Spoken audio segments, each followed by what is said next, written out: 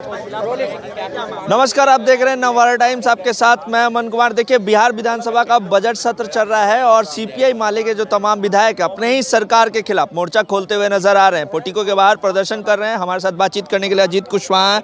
अजीत, अपने ही सरकार के खिलाफ मोर्चा खोलना। आप लोग एक ही भाषा बोलते हैं, सरकार के खिलाफ नहीं, सरकार के समक्ष।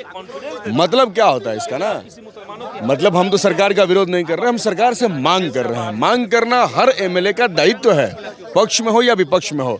सिर्फ 15% मंत्रियों को छोड़ करके सारे एमएलए को ये अधिकार है कि वो अपने सरकार से मांग कर सके। हम जनता का नुमाइंदगी करते हैं, जनता ने चुन करके भेजा है, तो हम जनता के बीच में जिन जिन समस्याओं को देखते हैं उसको रखना हमारी जिम्मेदारी है। हम बीजेपी की तरह अंधभक्ति नहीं करते हैं कि हम जनता के सवाल को भी नहीं बोलेंगे। हाँ, ये सच बात है कि सरकार को हमने ही बनाया है, तो उतना ही सच ये भी है कि हमने जिस सरकार को बनाया है उस सरकार से हमारी उम्मीदें भी ज़्यादा हैं, तो सरकार हमारी उम्मीदों को पूरा करें, इसके लिए हम ये प्रदर्शन कर रहे हैं। आज किन मांगों को लेके आज आप जानते हैं कि सदन के अंदर भूमि सुधार और राजस्व विभाग पर बातचीत होना है, इसीलिए आज बिहार भर के अंदर गरीबों के वास आवास के जमीन का किल्लत मचा हुआ है। सरकार का ये संकल्प भी है कि सबको 5 डिसमिल जमीन देंगे, लेकिन हमारा मानना है कि जनसंख्या में बढ़ोतरी हुआ है, परिवार की संख्या बढ़ा है, इसलिए 5 डिसमिल नहीं बल्कि सरकार 10 डिसमिल जमीन गरीबों को दे, गरीबों को चिन्हित करें, उनका रजिस्ट्रेशन कराए और सबको जमीन दे। और इसके साथ बिहार के अंदर जो गरीबों के घरों पर बुलडोजर चल रहा है उस पर रोक लगाया जाए। आप देखते हैं कि सरकार का जो जल जीवन हरियाली कानून है, कानून तो अच्छा है पर्यावरण को बचाने के लिए, लेकिन उसका इस्तेमाल करके कुछ पूंजीपति और कुछ माफिया टाइप के लोग गाँव के गरीबों को उजाड़ने का कवायद कर रहे हैं, साजिशें रच रहे हैं। उन साजिशों पर जो है रोक लगे और गरीबों को रहने का, उनको बसने का, उनको सही तरीके से किसी भी बिना बाधा के ज़िंदगी जीने का गारंटी मिले। संदीप भी है। संदीप, आज कौन से कानून बनाने की बात हो रही है? हम लोग चाह रहे हैं कि बिहार में भूमि सुधार को लेकर के एक मुकम्मल कानून बने। जो भूमिहीन लोग हैं उनको 10 डिसमिल ज़मीन सरकार मुहैया करावे, और जो 50 साल से सरकारी ज़मीन पे बसे हुए गांव हैं, गरीब हैं, दलित हैं, पिछड़े हैं, उनको सरकार वासगीत पर्चा मुहैया करावे। ये एक कानून का मामला है। एक और महत्वपूर्ण बात है कि पिछले दिनों हम लोग देख रहे थे कि जल जीवन हरियाली के नाम पर या कई बार हाई कोर्ट के आदेश के नाम पर गरीबों के घर को तोड़ा जा रहा है। ये जो भाजपा का एक बुलडोजर कल्चर है वो भी बिहार में प्रवेश किया है, तो ये बुलडोजर कल्चर बंद हो, ये हम लोग की मांग है।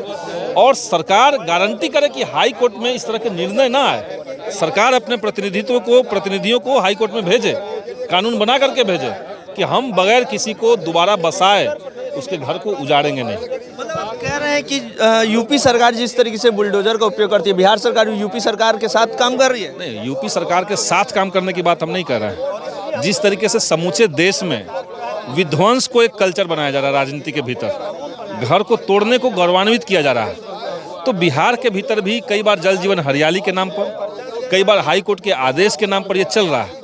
और इसमें किसी के घर अगर तोड़े जाते हैं तो गरीब लोग हैं जिनके पास और कोई विकल्प नहीं है। वो कहीं सरकारी ज़मीन में, कहीं चाट किनारे बसे हुए हैं, पोखरा पे बसे हुए हैं, तो उन लोगों को जो हटाया जा रहा है, सरकार एक मुकम्मल तरीके से रहना भी गैर कानूनी है। नहीं, अब अगर कोई इंसान है, धरती पर जन्म लिया है, तो वो अवैध कैसे हो गया? अगर सरकारी ज़मीन पे कोई रह रहा है तो सरकारी ज़मीन पे माफिया का कब्जा हो सकता है, लेकिन जो 50 साल से गरीब रह रहे हैं, जिनके दादा परदादा वहाँ पे रह रहे थे, वो रह रहे हैं, तो आप उनको कहें कि वो गैर कानूनी है।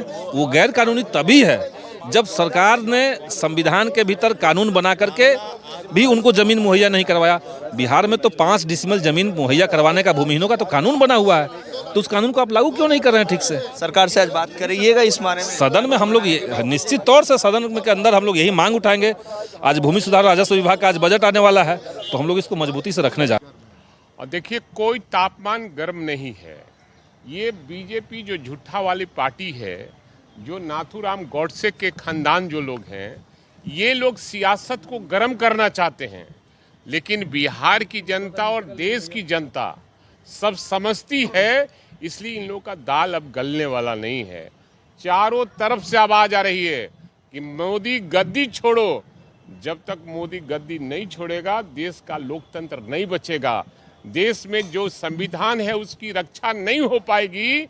इसलिए मोदी को हटना तय है, और बिहार की जनता जब जब अंगड़ाई ली है, देश में परिवर्तन हुआ है। मैंने कल मांग किया था और सदन में भी इस मामले को मैंने उठाया था कि जो सीबीआई और ईडी का हमेशा छापामारी पूरे देश में विरोधी पक्ष के लोगों पर ही क्यों पड़ता है, उसका कानून बनना चाहिए। कई राज्यों में कानून बन गए हैं, इस राज्य में भी कानून बनना चाहिए कि बिना राज्य सरकार की सहमति से कोई भी ईडी और सीबीआई का छापा नहीं पड़े। मैं कल सदन में भी बोला हूं और आप लोगों ने देश और दुनिया में चलाने का भी काम किया है। तो बात कही है, मांग उठाई, लेकिन सरकार की तरफ से कोई आश्वासन नहीं। अरे सवाल है कि बोलने पर तुरंत आश्वासन थोड़ी मिलता, लेकिन मुख्यमंत्री का एकदम हामी भरने जैसा उनका था।